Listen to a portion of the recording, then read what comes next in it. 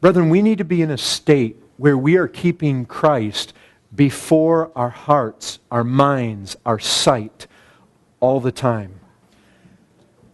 You need to be thinking, what comes into my life that challenges that?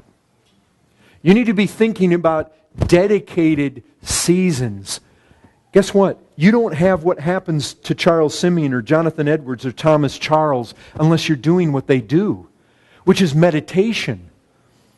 We live in a day where meditation is almost impossible. We've got so many toys, so much noise, so many distractions.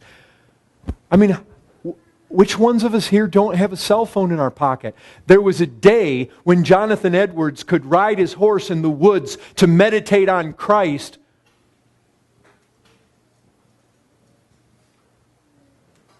And the phone wouldn't ring. It's not a positive thing that you have a cell phone and you can be reached at any time, and that no matter when somebody calls you, you answer.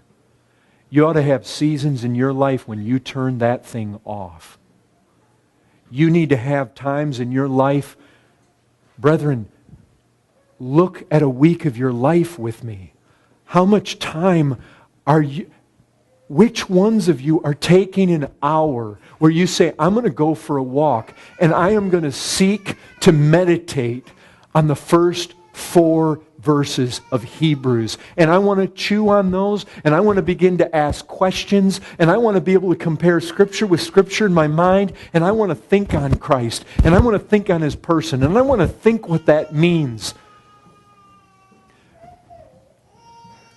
Brethren, when you become filled with a joy that is unspeakable and full of glory over the glories of Christ, that's where health comes from, right?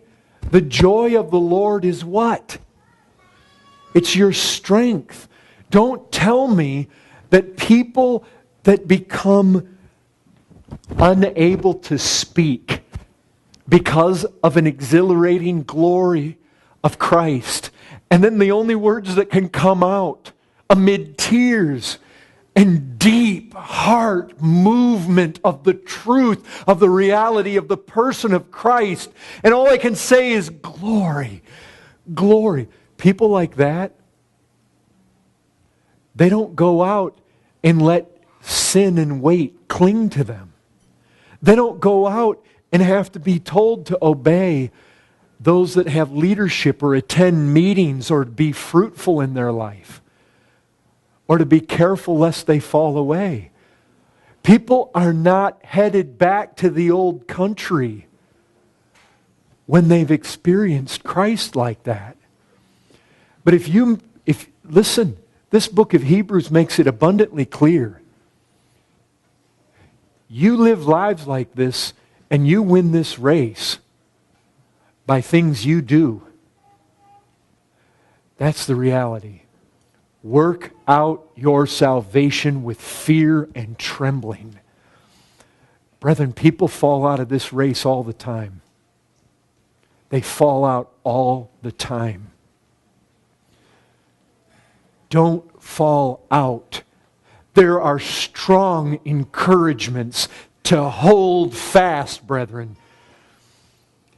You've got to give yourself to filling your mind, your heart, your faith, your knowledge with Christ.